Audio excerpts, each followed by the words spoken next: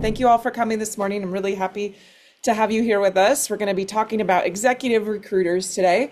So as many of you know, Justin and I started a company called Onyx Unlocks in October, and one of the programs that I have worked for years and years and years, but we hadn't formalized was the Executive Pivots program.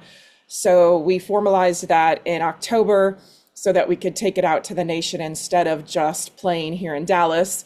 And this is the overall arching playbook that we go through. There's a lot of details within each one of these sections when we get into it, when we're working side by side with executives.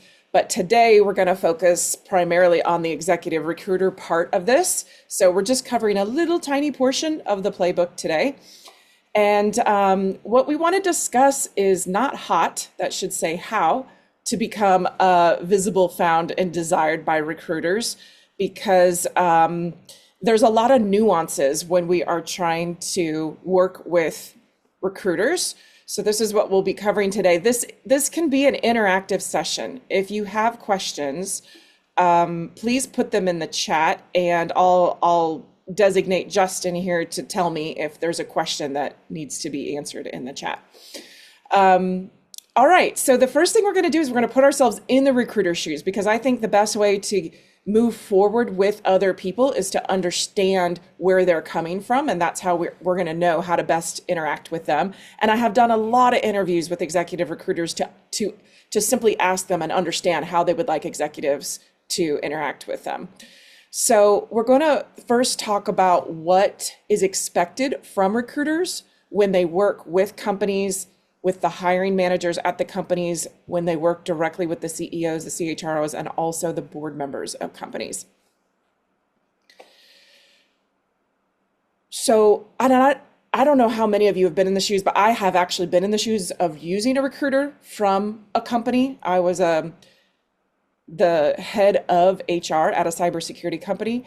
The reason why we hire a recruiter, because they're really, really expensive, is because we need to get a lot of highly qualified candidates in a very short amount of time. So when you are using a recruiter, it's because it's a very specialized role. You don't have much time. There's some urgency behind it, and you're just willing to pay someone else to go do all the legwork that it takes to find the very best candidates. There are primarily two types of searches, and I'm sure most of you have heard about a retained search versus a contingency search. And the contingency side is more focused on mid-level roles, entry-level roles, high volume roles. It's going to have like a very competitive fee structure. So,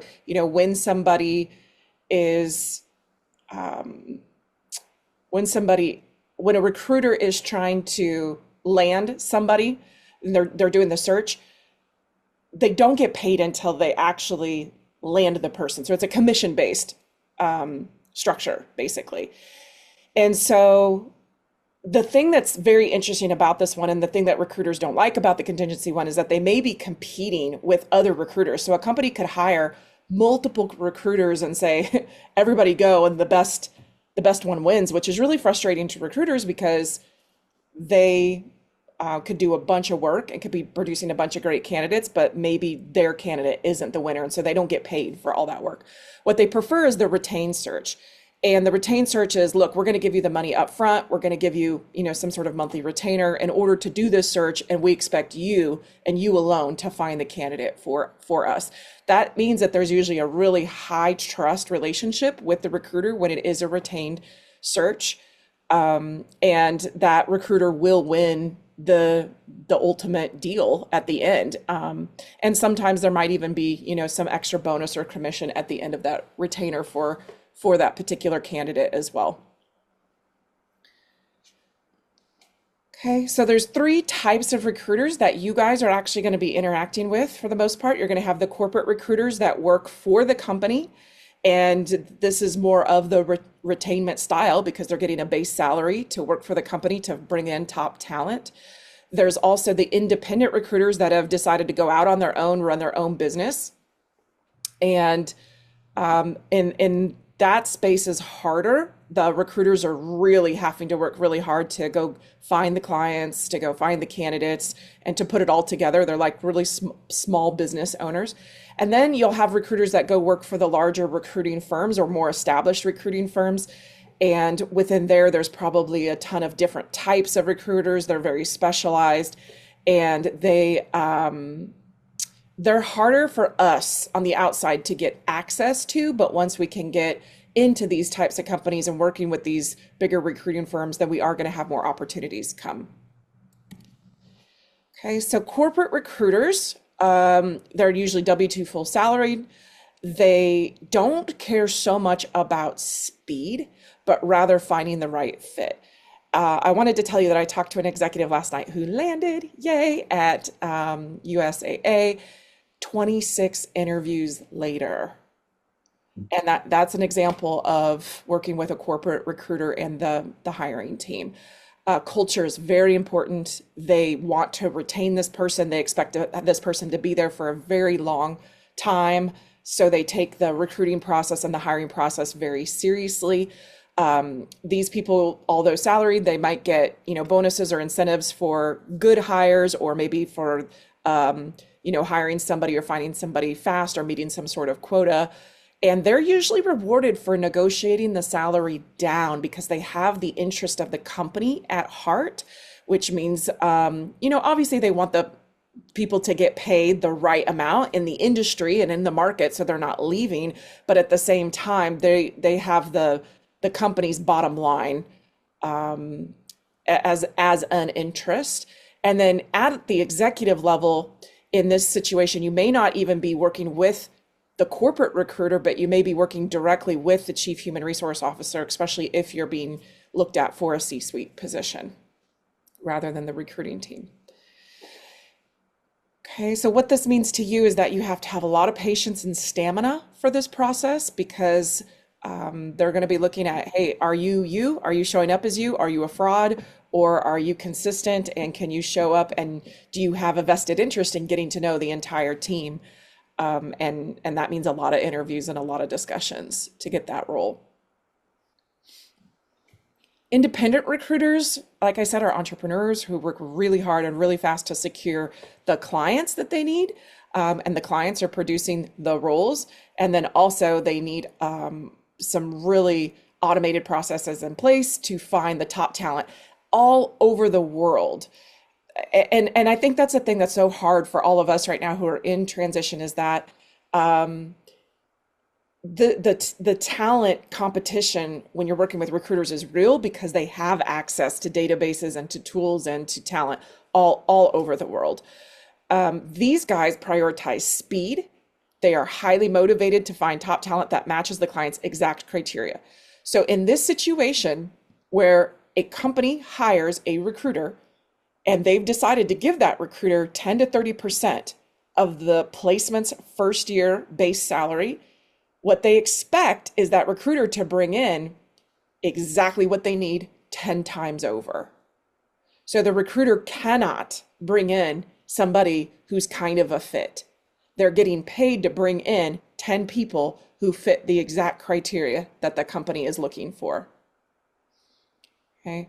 Again, they could be placed on some sort of retainer, and then they're in partnership with you to try to get the highest salary possible. So that means they want you to show up highly professionalized, the exact right fit, the obvious choice.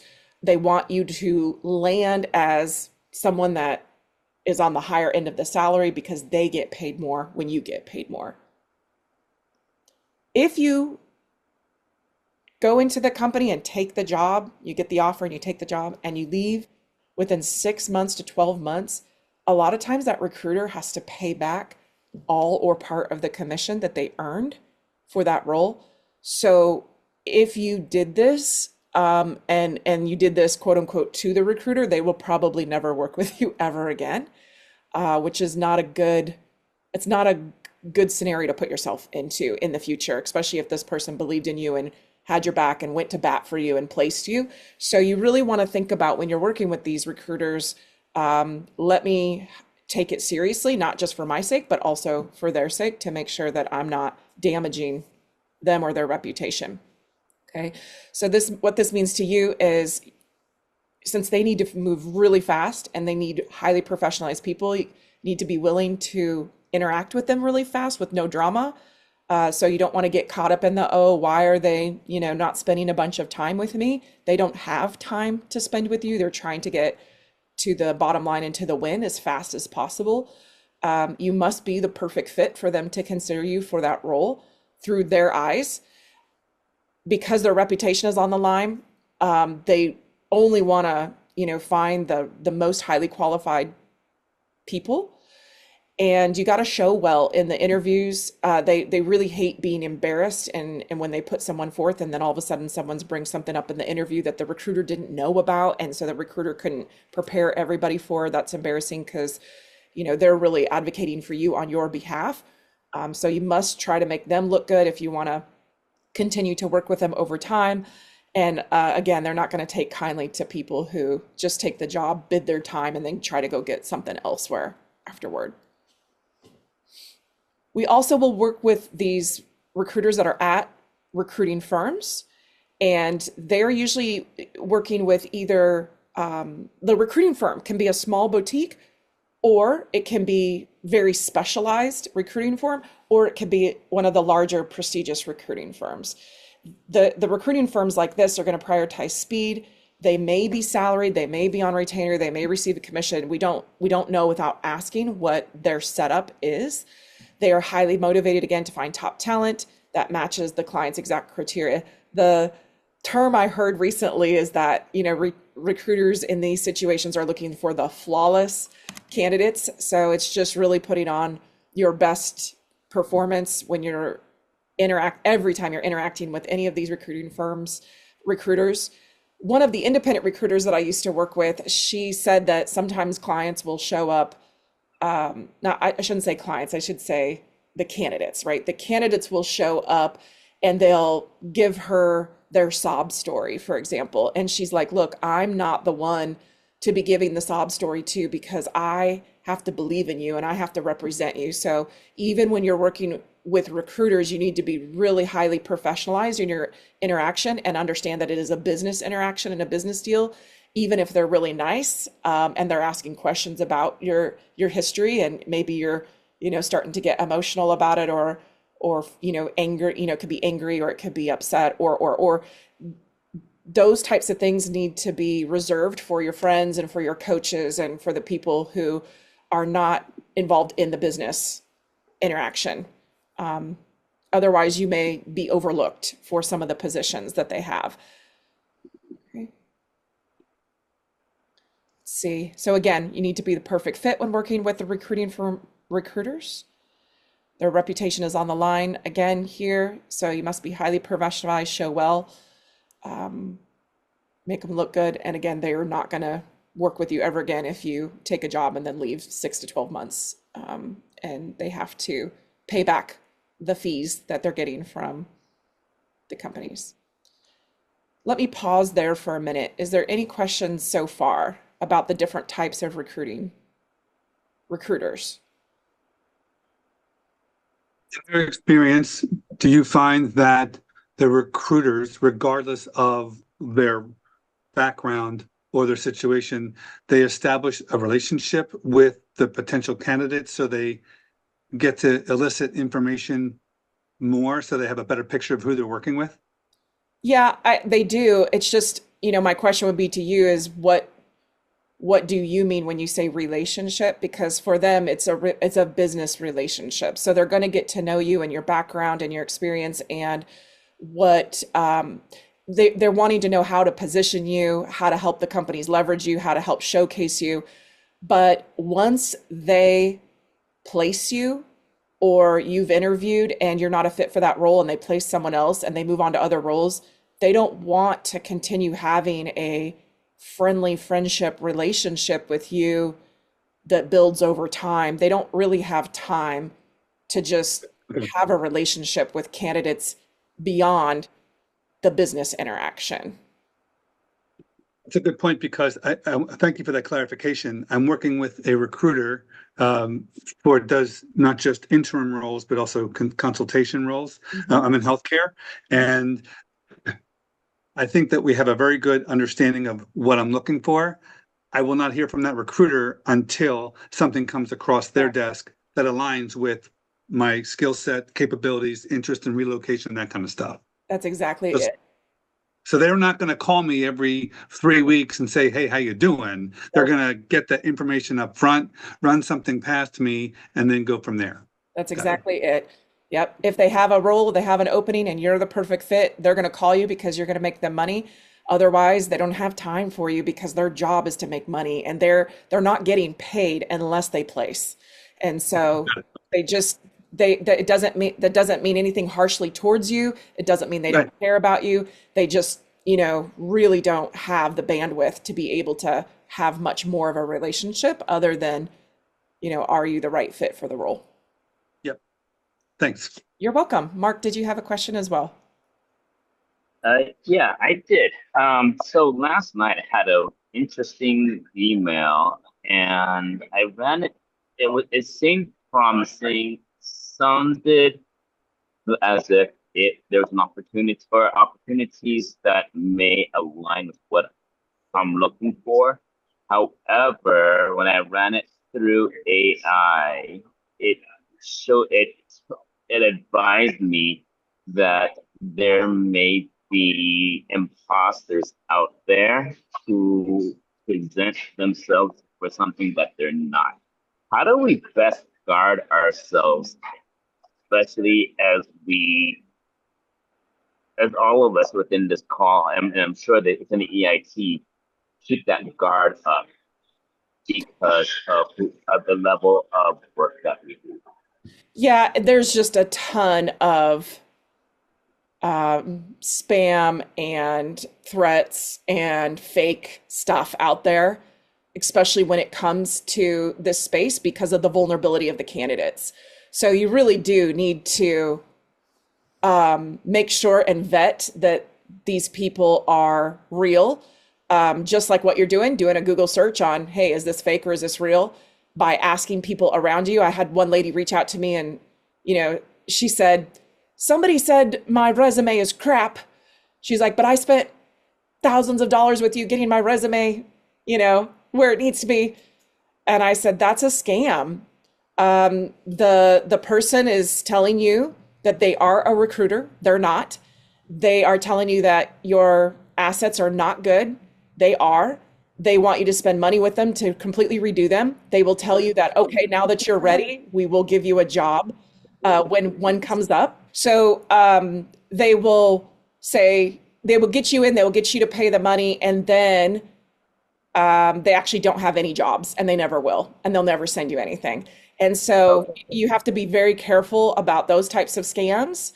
And it's real. Like I just talked to somebody yesterday who got another email that they got so excited about and then realized it was a scam and it was a fraud. It wasn't real. So when you say what's the best way, it's Google it, ask your friends, ask your network, ask experts, do your research, make sure that it's real, that it's a real person on LinkedIn, that it's connected to the real company. I did one the other day and we looked and it was real. He was real, his posts were real, his company was real. We were like, okay, he's real. Let's move forward with that one. But we do have to do the research and check. Yeah, because it looked real, and it was like, but his email domain was like at talentsearch.gmail.com. Like, Yeah. I don't know. And some of these independent recruiters that are brand new, stepping out on their own, they will have a Gmail, and so that's why we got to check and see if they actually have a company page or if they have posts or if they've been doing recruiting for a long time. Like we just have to do the research to make sure. They've been doing recruiting for a long time. Mhm. Would they still have a gmail.com domain? No, probably not. Like I would think Okay. that once you get to a certain place in your recruiting, you're going to have a domain and a website, and you're going to use that for your email, and then connect that to All right. Gmail behind the scenes. So I Got think it. yeah, once you get past your first, 6 months to 2 years, you should probably have a domain. Yes, Chris. Yes. Yeah, I just, I've gotten quite a few of these. And so the things that I look for immediately, one, you read through the job description, and if it sounds too good to be true and it's too aligned with your actual LinkedIn profile page, that's a red flag. Two, Hmm. you already flagged the email. One of the first things I do is click on the email. If it's Gmail, then I instantly go to LinkedIn and I search to see if they're legitimate or not. If they only have, 5 or 35 followers and their LinkedIn page is pretty minimal, they have no posts, you can just, there are just lots of signs, and I'm sure there are others that, are doing the same thing that you can tell pretty quickly whether or not it's legit or not. And Okay. plus, they'll hound you if you Mhm. don't Mm. follow up. It's a pressure tactic. And so that's another, Yeah, sign. that's a huge red flag because recruiters don't have time to do that. Real recruiters. Exactly. So Hmm. that's all I have. And then somebody else raised their hand, but I think it was Jeff. So, Brandy, you may be planning to cover this in the next few moments, but it's a follow-up to Ted's point. My experience with recruiters is similar in that they only want to have anything to do with you if they have something on their plate at that exact moment that could be a fit. Hmm. So, my question for Ted and for anyone else, how do you establish any type of relationship with a recruiter that's not a personal friend when they don't have anything for you at that time? Yeah, I will go through the interaction with recruiters, and that is going to help you optimize, right? The interaction with recruiters. Like, this is how you need to interact with them in order to optimize the relationship. So I got a Okay. bunch of slides on that here in a second. Yeah, it's not an easy question. There's a bunch to that. So we'll come back to that.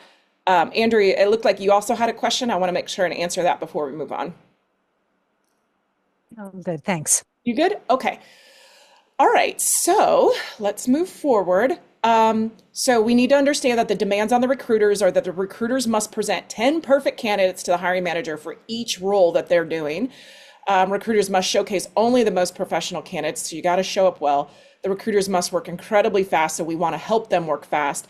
And recruiters must compete with other highly qualified recruiters. Companies may hire multiple recruiters at one time, so it's a really, really tough role that they have.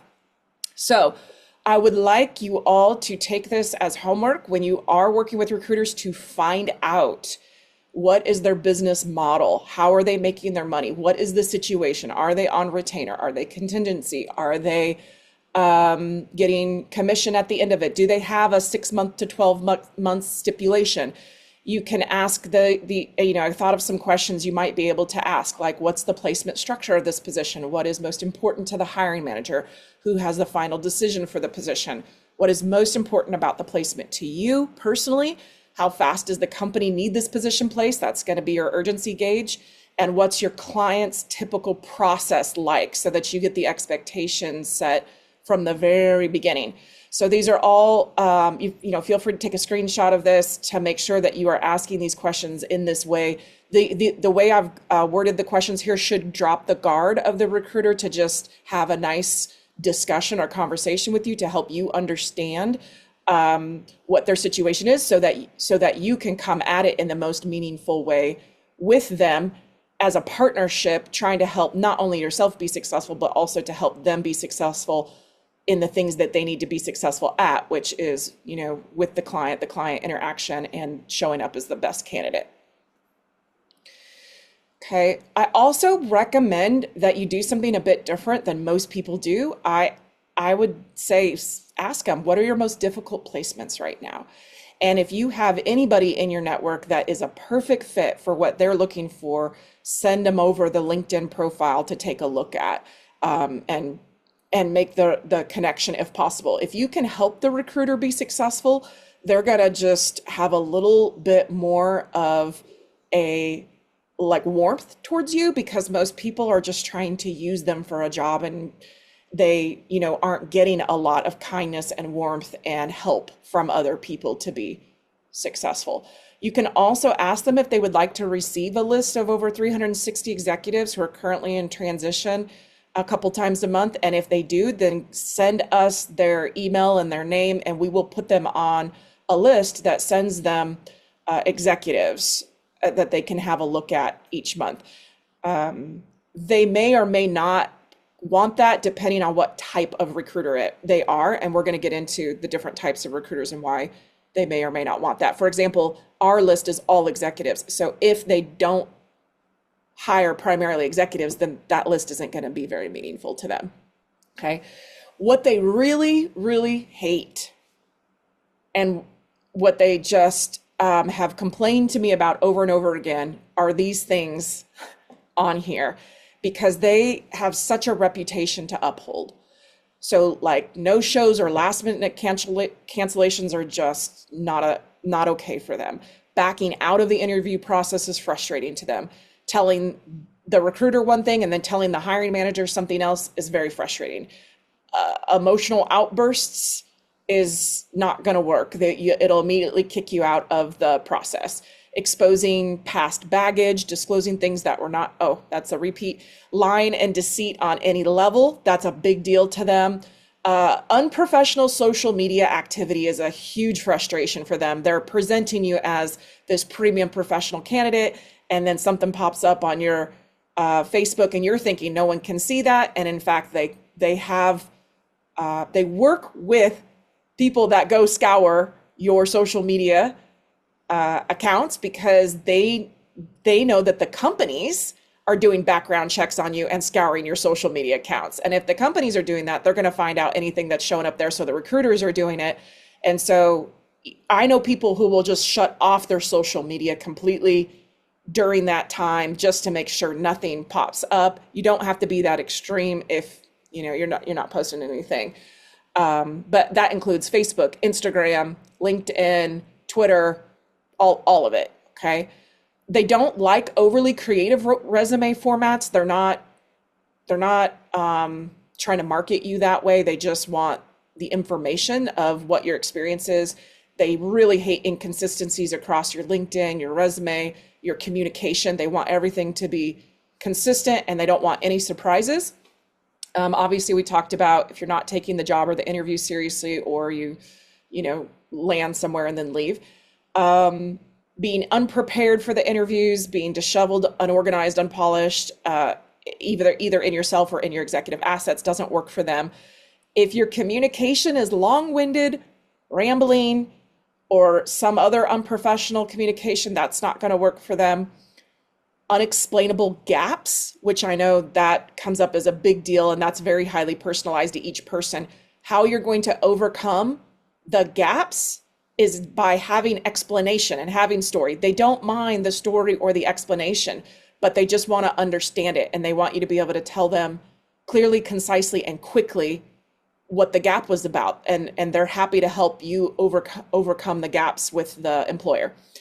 Refusal to follow their format, instruction, and advice. They have very specific ways that they do things in their company, and they may ask you to completely revamp something that you've already done 10 times and you don't want to revamp. But if you want to work with that recruiter and be hired for that position, then you're going to have to do it their way. They don't appreciate a casual approach. They don't appreciate problematic scheduling. If they can't get on your calendar, they will ditch you if that's the case for them. And sometimes it's unreasonable, right? They're like, hey, can you do an interview at 10 a.m. and you're not available? And inappropriate attire or grooming, that will cancel you out immediately. You just have to wear, I'm so sorry, but you just have to wear a jacket. You have to just look nice when you show up for with these recruiters. They don't appreciate the whole, I'm okay with this salary, and then you get to the end and you're not okay with that salary all of a sudden, or total compensation package. So, make sure that whatever you're telling them is the truth, and you're upfront about what you really want, so they can help you get that and help position you for that, rather than that being a surprise later in the process. They really want you to send thank yous and follow-ups, even if on your side it feels like it's empty. It's just that you're just showing up, you're just looking professional, you're making them look good. A lack of responsiveness, ghosting after the offer. Have you guys ever heard of that? You guys are always, telling me, oh, I hate it when they ghost me. And I'm like, well, they get ghosted too. They get ghosted after an offer is presented, which is insane, but it does happen. And then we've talked about the last one already. Okay, so I just want to give you this because I think it's helpful to know that the recruiters are dealing with all of this with a lot of candidates in a lot of different positions. And so the easier we can make their life, the better. What they expect from you is going to be a C-level executive resume, a board-ready executive bio, polished premium professional LinkedIn profiles, C-level interview-ready executive presence, bottom line impact, cultural intelligence. They have a lot of expectations. And all we need to do is just get ready in all of these areas. Okay, so you got to be prepared to take personality tests, cultural fit tests, leverage the executive recruiter's insights. They are your partner throughout the process. Perform extensive research on the opportunity, the people involved on, payscale.com, and also show up professional all the way through their extensive process. Okay, so one thing that you may not know is that recruiters actually prefer to find you. And this was baffling to me. I was like, you don't want people coming to you and presenting themselves, and you prefer to find them. It's like they feel like they're coming at it the right way, unbiasedly, if they're finding you versus if you show up in their world. Now, not all recruiters are like this. There's some people that are very happy to be like, oh my God, you popped up and you're in my world, and all of a sudden this is the exact right fit, and so on and so forth. I also think they have a hard time believing that when that happens, because it happens so rarely for them. They get so many people showing up that aren't the right fit and are wasting their time, that I just think they don't like that process. They prefer to just find people. So what we're going to teach you today is how to be found and how to be visible to those recruiters, but not fall into the, accidentally fall into the category of the people that are quote unquote wasting their times. Okay. They will speak with referrals. So like if someone else they trust is saying, hey, you need to talk to this person about this role, they will typically speak with referrals. So it's okay to get referred in. But they are not, like we talked about before, interested in lengthy conversations with people that they can't source, which waste their precious hours. I put a little bonus here. This hit me last night when I was looking at this. Do ask them about board positions they are sourcing, because sometimes they're sourcing board positions, and we don't always know that. Okay, Chris, did you have a question? Yeah, I find this really interesting, and as are you, and I'm sure others, because one of the tactics that I've been told to do is to find people who are in marketing and creative as recruiters and connect with them. Mm-hmm. And they're not all going to connect with you, Correct. but if they see something, then they've gotten in touch with me. Mm-hmm. But it's like it's a strategy. Yes. So it's sort of like one of those things. What do you do? What do you not do? Yes. Yeah. And we're going to talk all about it here, because All right. I want to make sure you guys are highly successful. Okay. We've talked about, that recruiters are not actually ghosting you. They're busy. I used to think, when I become a recruiter, I'm not going to do that to people. And then I was in that space at one point, and I was like, oh my God, this is insane. I have 10 positions to fill over here. I have 10 candidates per position, and I have 5 to 6 interviews with different people for that position. I can't keep track of everybody. Like, it's an insane world that they don't mean to ghost you. They're just trying so hard to be successful at finding the clients, negotiating the contracts, managing the client accounts. They research for hours, they source, they have to get the candidates ready. They have to coordinate all the interviews. They have to help the negotiations. and get the offers over the finish line, and they have to do it all really fast. Okay, so just like we've already said, we've covered this. They only want to speak to you when they have a job for you, or you are an exceptional candidate for the types, this very specific types of positions that they source. Okay, all right. So the problem isn't usually that jobs don't exist. The problem is recruiters are looking for you, but they can't find you, and they want to find you, and they want to be the ones to find you. So the very first tip here is to become a first connection, because recruit on LinkedIn, because recruiters use a tool called LinkedIn Recruiter, fancy name for the tool. And they go, okay, I'm going to search my first connections first. And they use LinkedIn Recruiter in that way. I'm going to make sure that the people that I'm first connected with are the people that I need to be looking at and that I want to interact with and that I might want to interview, now or later. Now for you guys, you're going to go on LinkedIn and you're going to search for the specialized executive recruiters. So if you're a chief marketing officer at a CPG company, you need to search for executive recruiters that hire C-level roles. You need to find recruiters that hire specifically CMOs or senior VPs of marketing or VP of marketing. You need to also find CPG recruiters. And then you need to find recruiters that are specializing in CPG C-suite, for example.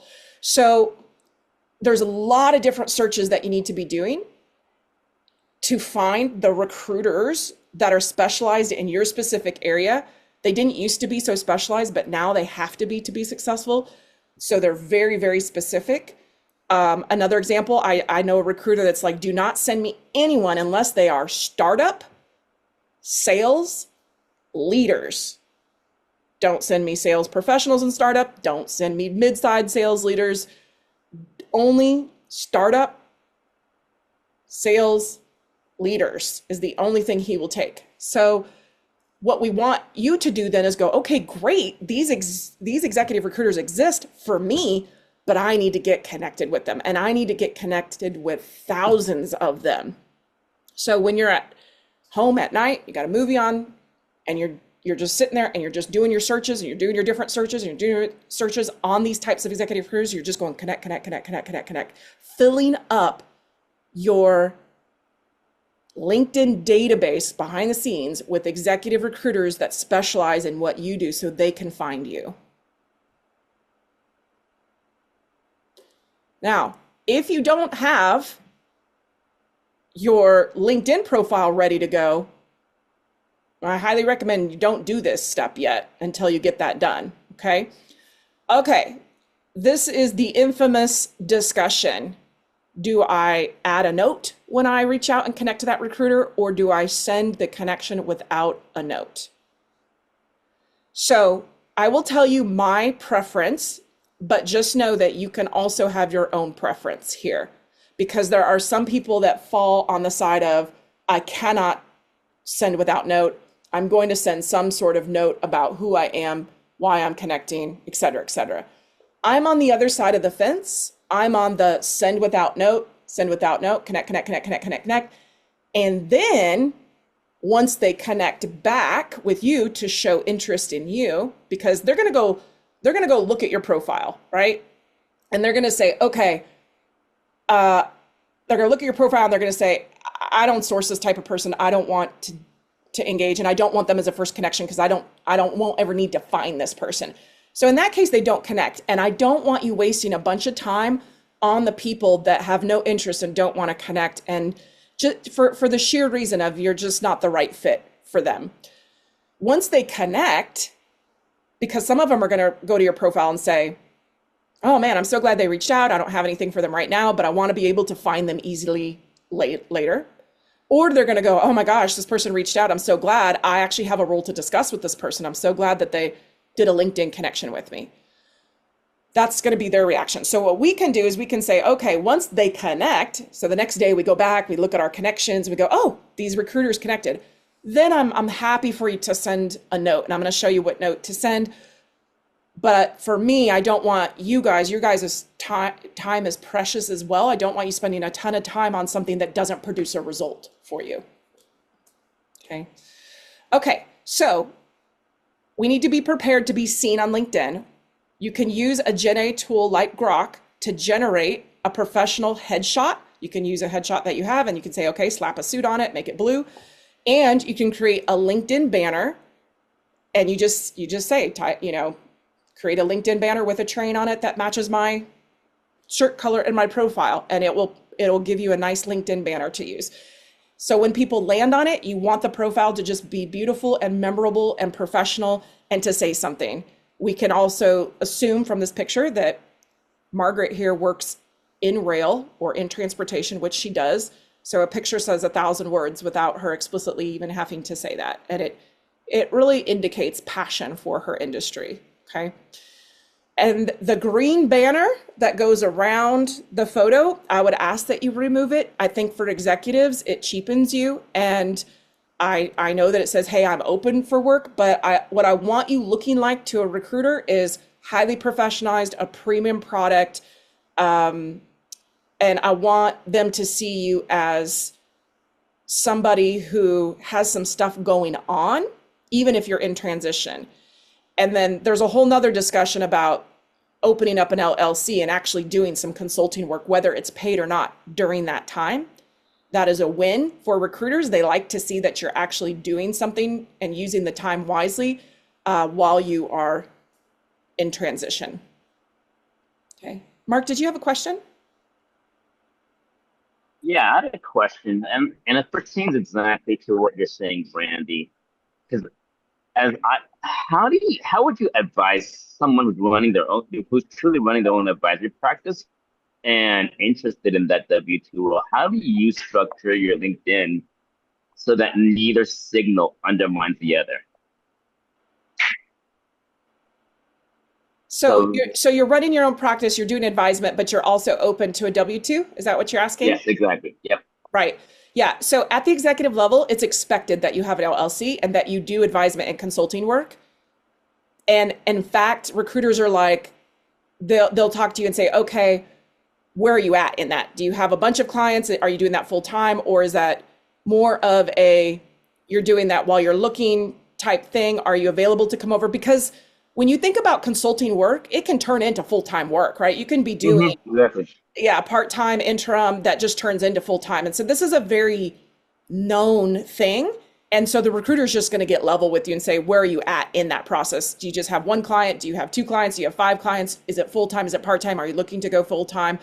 They'll just have the discussion with you to see if you're available to come do a certain set of work for a client. And if you're available, are you available part-time, full-time, et cetera?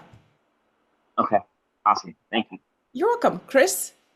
Yeah, in regards to removing the open to work green banner, I've been advised to remove it from the public, but keep it there for the Yes. recruit. So, Yes, so there's an option, and it's right here on the bottom of the slide, and set the open to work to settings to recruiters only. That's exactly right. That's what you're saying, correct? yes, exactly. Okay, good.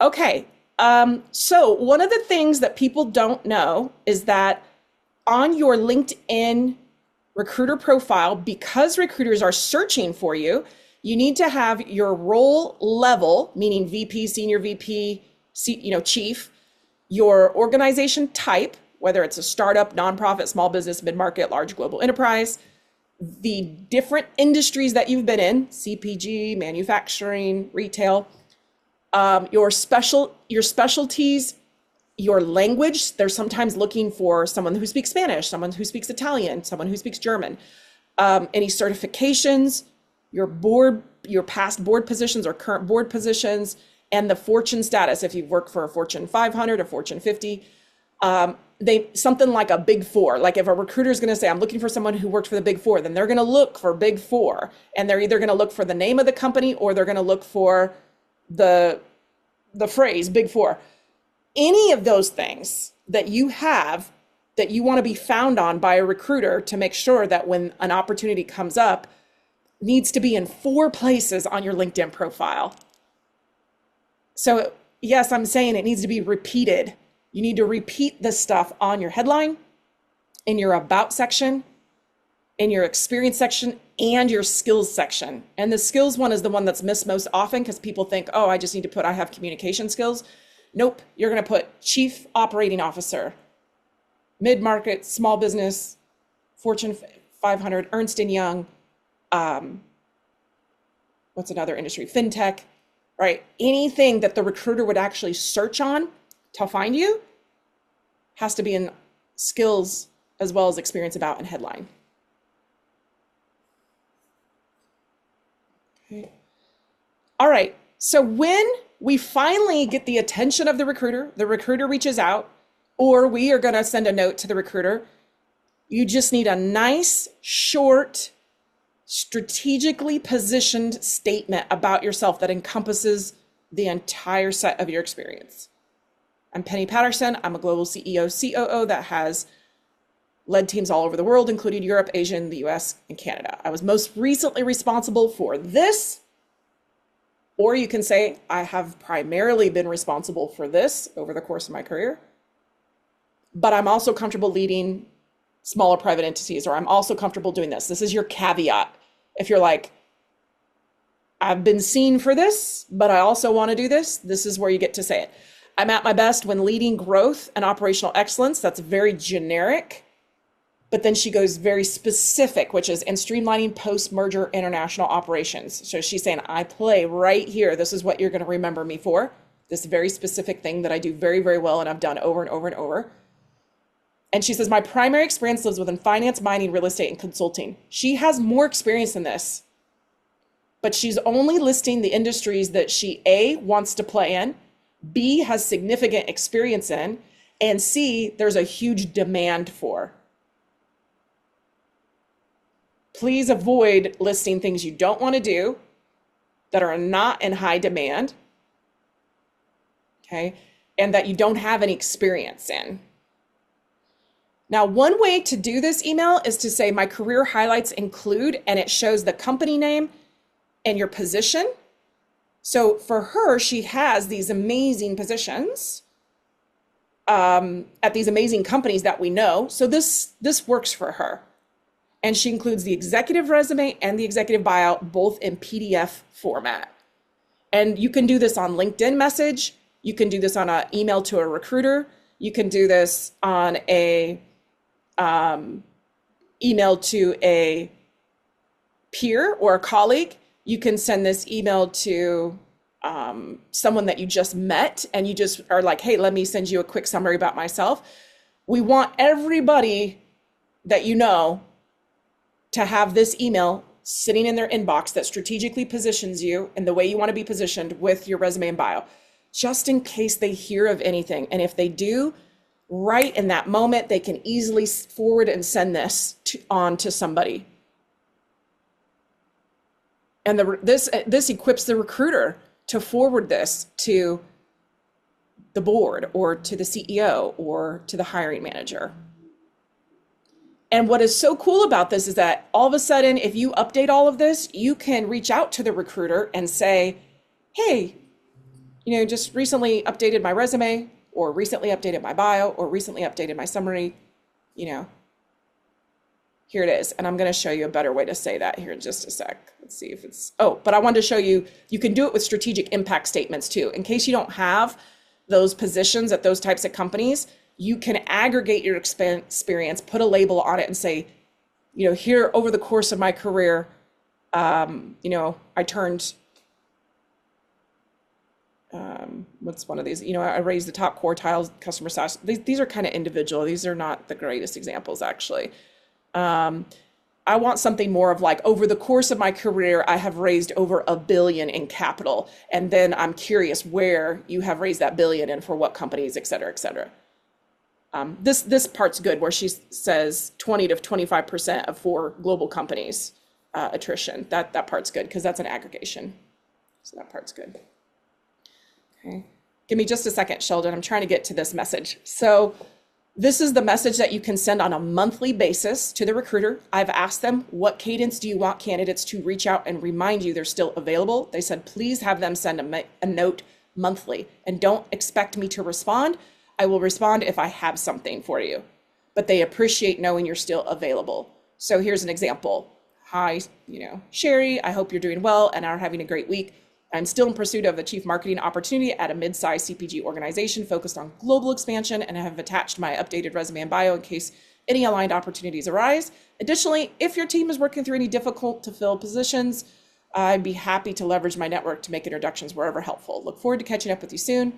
Short, sweet, no expectations, but remaining visible on a monthly basis with the recruiter while you're in transition. Okay, Sheldon, I'm ready for you. Yeah, a question deviation, it might be for a whole nother webinar. Would you follow some of the same tactics for a talent acquisition person at a company or only for recruiters? Yeah, when I say recruiters, I am including the talent acquisition / recruiters. They have different titles at different companies. So I would follow the same tactics with somebody at a company as well. Okay, and again, thank you. And it really is more of confirming then versus Yeah. now starting down that path. Yeah. Yep. Okay.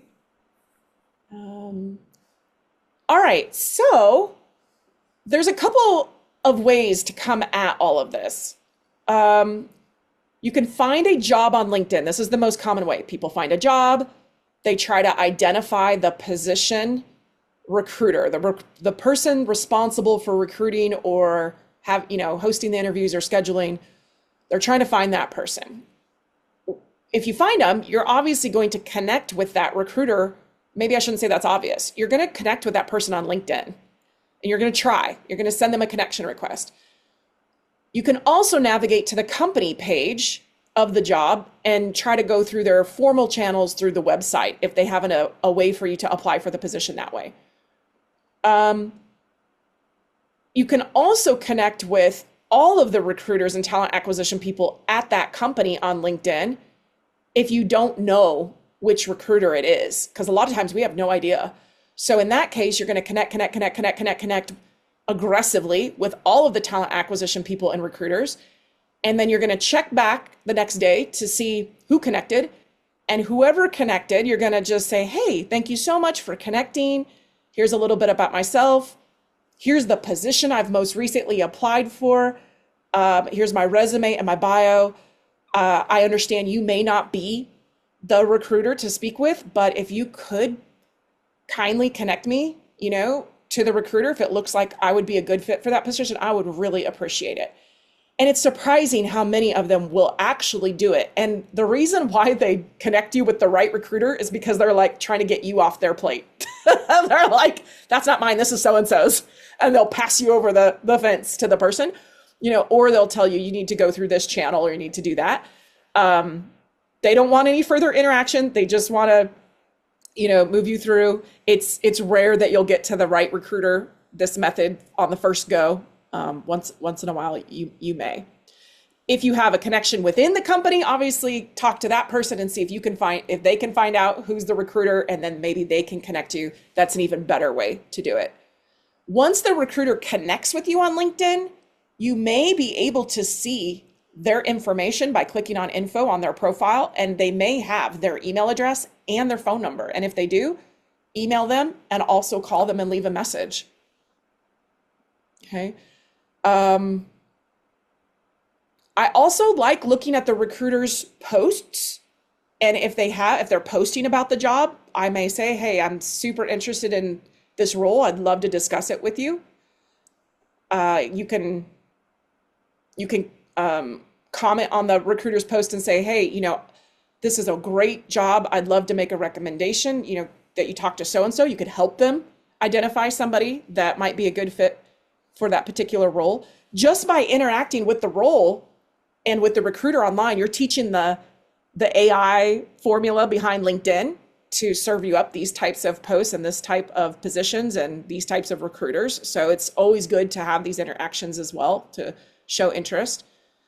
And And then whenever you do send the communication, just follow the pattern that we just did. Make sure that you have the executive summary with the bio and the resume every time. Another way to do this is to just simply start with a company. You don't know if they have a role for you because a lot of the executive positions are not posted. So we just need to start connecting with all the recruiters and talent acquisition people and the HR folks and the C-suite, by the way. I highly recommend you just start trying to connect with people at that company that you wish to get into, and you have to play the long game. They may not have anything for you in the next 3 months, 6 months, 12 months, but maybe they have something for you 2 years down the line, and you've made these connections and you've had some conversations, or you've got some friends that are inside the company that will help you if you ever need to try to get back into that company at some point. And again, you're going to, search for relevant openings. If they do have them, that's leverage to have the conversation. It's a reason to have the conversation. We try to get connected. We see who connects. We send messages. We make phone calls. We send emails. But again, the best thing you can do is find somebody that that works inside the company that can get you a referral into that recruiter or the hiring manager, if at all possible. That's the best route. This is just the secondary way of getting in touch. Okay. You can also do a LinkedIn search specifically for the recruiter, which we talked about earlier. And you can just start with the recruiter to see if they have any positions available. And again, to get their attention, you're sending them connection requests, you're going to their profile, commenting on their posts, you're just trying to create some momentum. You could also go out to Google and search for recruiting firms, specifically recruiting firms that hire in your special area. So this could be, I just want to find recruiting firms that place CFOs or finance people or accountants. And then same process. Once we locate the recruiting firm, we come back, we take it into LinkedIn and we say, okay, let's see if I can connect with all these talent acquisition and recruiters. Let's see if any of them have posts. Let's see if I can get first connected with any of them. If I can, talk to them through email or phone. I don't think there's anything different. Oh, with these guys though, with the recruiting firm, you do need to go to their website and upload your profile, because usually they have a space to upload executive profiles. It doesn't have to be for a specific job, but they may want you in their database so they can search the database for you in the future. So that's an extra step on recruiting firms. I guess it's not an extra step. It's the similar, for a company, but companies usually don't have you just upload a profile. They'll have you apply for a specific job. That's the difference. Another great way to do this is to go ask your colleagues and your peers who they work with, what recruiters they work with. And you could also look at their first and second and connections or mutual connections on LinkedIn to see, are they connected with, a particular set of recruiters?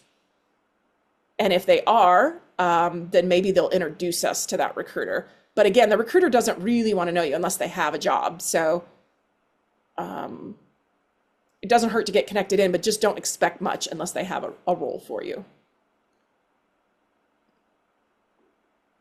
Okay, let me take a deep breath. I just wanted to make sure and get all that information to you. And let's answer some more questions. I know we're like 7 minutes over already, but I'm going to take the time to answer some questions for anybody who wants to stay on and ask some questions. Somebody raise their hand?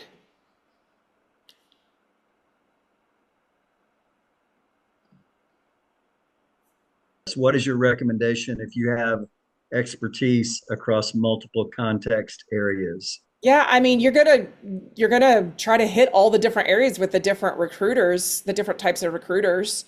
And you really have to be strategic about, are you going to aim for one specific area, or are you going to cross-pollinate a bit, or do those different areas talk to each other and you can leverage all three of those? Or if you have to pick one to start with that is going to be your primary based on the demand of the marketplace today, there's a lot of there's a lot of questions to ask, and that's very customized for each person.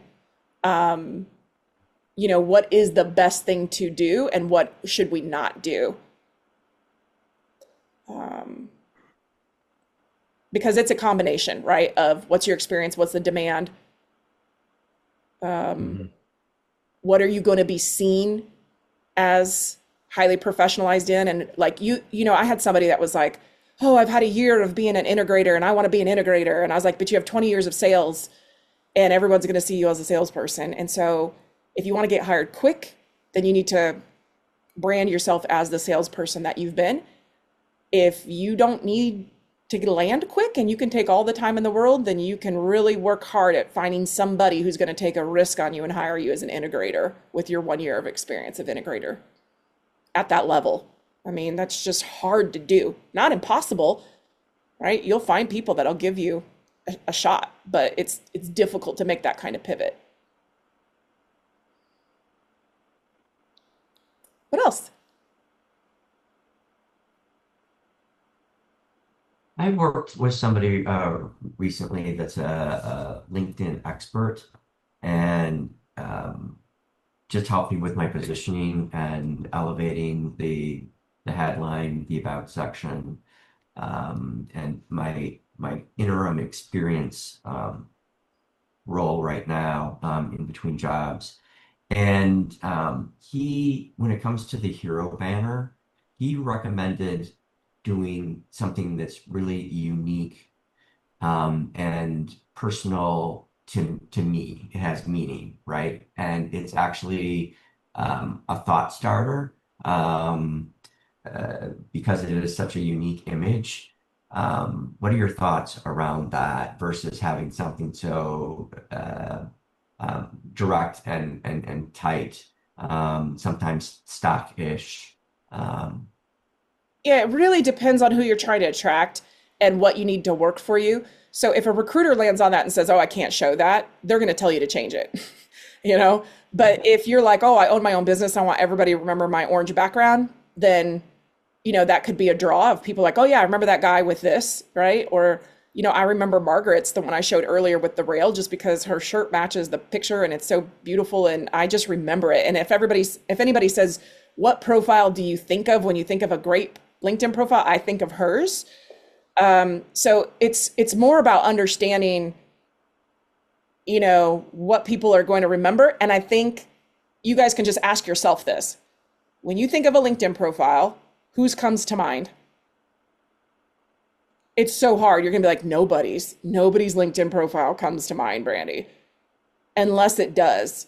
And it is just so rare that a specific profile comes to mind. But if it does, now ask yourself why. Why does that particular LinkedIn profile come to mind? And if you've got reasons why it comes to mind, maybe it's the way they position their title, maybe it was because of their picture, maybe it was because of the background, then to lean into that if you want to be memorable, because that's what we're all trying to be, is somewhat memorable when people land or look at us. Now, if we're like, I'm just not going to be memorable like that necessarily, then at least it has to be professional so that other people want to send people to your profile, or recruiters want to send a hiring manager to your profile. Deb? Brandy, I feel like with my resume, if I were looking at it, I would think I'm a big job hopper, which I'm not. I've worked with startup home building in showrooms, and I had 2 layoffs in a row, 2 group layoffs. How do I address that other than some kind of professional statement in a cover letter, or what is an appropriate way to make that visible to somebody? So if I were to look at your LinkedIn profile and I see in your mind, hop, Uh-huh. before that, do you have something like 7 years somewhere? Way down in the beginning. It's on there, but it's way down there. Mm-hmm. So, and it was my biggest role as a multi-location. And are all of these less than 2 years, or are some of them over two years? Do you have some 2 and Some are over, yes. Yeah. Some are Because over. I think I think the perception has really shifted. Mm-hmm. I just think we all have been so accustomed to these layoffs and these reorgs and these restructures, and it is just not a thing now to have to be somewhere 5, 7, 10 years. And also, if we see that in your background, then we're going to know that, okay, you were happy to stay, at a company when it was good, but it looks like there's just been a lot of transition. And I think recruiters today are just like, tell me about it. And if it's got a story and it's logical and it makes sense, it's not gonna be a big deal. It's not like it used to be when we were like, oh, we have to have 5 years of experience somewhere. I remember those days when we were like, you can't leave until you have 5 years to make sure. But it's just so different now. I mean, when you look on Google, like the average length, people only stay in positions 2 to 3 years now. Yeah, Brandy, can I add to that real quick? Based on Ask Anything, the last couple of weeks, this has come up in our Friday sessions too. When you wrap the executive narrative around this and you talk about the value you create over that period of time, and you use your impact phrases, and you really position yourself as a person who made things happen, which is all in your storyline, right? That then changes the attitude and the perception around the tenure and the timeline there. So I think a lot of that has to do with really just getting your executive narrative lined up, so that it shows how much of an impact you made in that period of time, rather than trying to defend that timeline. Yeah, what's funny is the last role, I mean, they both are startups, and I've had 3 startups, so now I'm kind of in that pocket. And I really don't want to work in startups. I want something stable now. But that's now my niche, and I don't think I can go through this again. This is 4 in 20 years, and it's too much. It's financially drained me, so I want to position myself as someone that wants a more stable role, even if I pivot, out of home building. And that's what I think I need to do, because after 13 months, nothing is happening. But I did make an impact, because they sold the company twice and I ran that design studio by myself. So they made a crap ton of money off of all my hard work. So that's a great story for entrepreneurship. These large organizations that want line expansion, they want territory growth, they want new product lines to open up, they want to have people who bring an entrepreneurial spirit into their perhaps slow moving organization. Like everything you just said would be music to their ears, as a positioning, right? So finding those organizations that are more mature, and then telling that story of your street smarts, how you've earned your chops, how you created these amazing outcomes.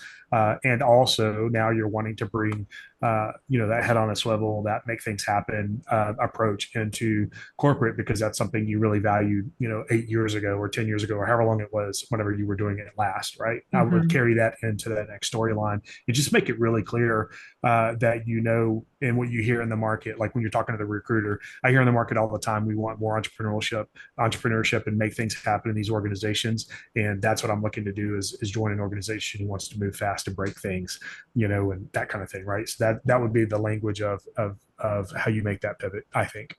Okay. Thank you both. All right. Will this video be available to review again? Yes, and in fact, I can show you where here. I got a little slide for you that the recordings are on YouTube, so you can scan this QR code.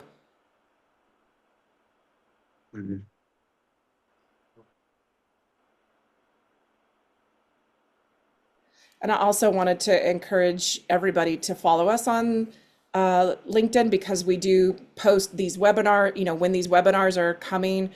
And we also post as many opportunities as we can find during the day to the site. So if you just follow it, you might, see something that's of interest to you as well. This has been very helpful. Thank you for your insights. You're very welcome. All right. Thank you very much. Let us know if we can help in any other way. I appreciate y'all taking the time to come out for this today, and hope you learned a lot. Thank you. Have a good one. You're welcome.